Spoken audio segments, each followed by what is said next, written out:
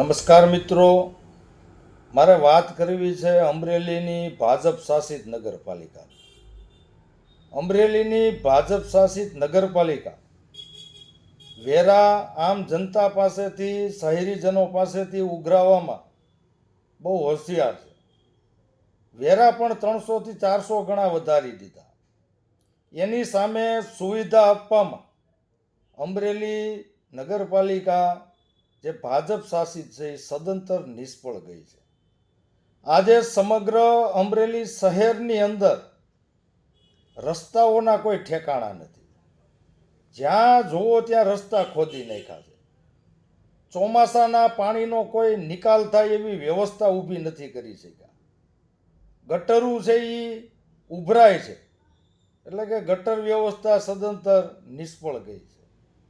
અમરેલી શહેરના જાહેર રસ્તાઓ ઉપર જ્યાં જોવો ત્યાં ગંદકીના ગંજ જોવા મળે છે. નિયમિત સફાઈ પણ થતી નથી.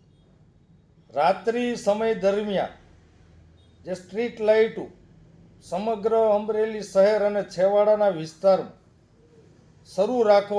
શરૂ હોવી જોઈએ, એના બદલે અંધારા પટ છે. બીજી વાત કરીએ તો સમગ્ર અમરેલી શહેરના જાહેર રસ્તાઓ ઉપર રેઢિયા ઢોર અડીંગો જમાવીને બેઠા છે.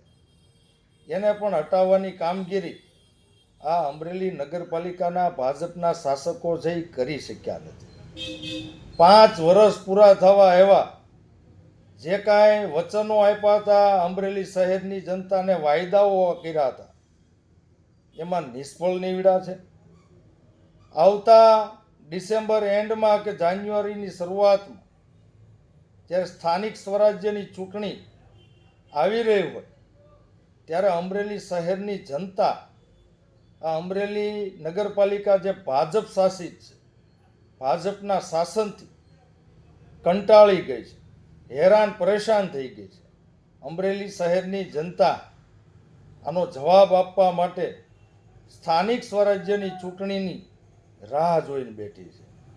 એટલે આવનાર ચૂંટણીઓમાં અમરેલી શહેરની જાગૃત જનતા એ આ ભાજપના શાસકોને જાકારો આપવાનું કામ કરવાની છે અને અમરેલીમાં સુશાસન સ્થપાય તેના માટે મતદાન કરવાની છે.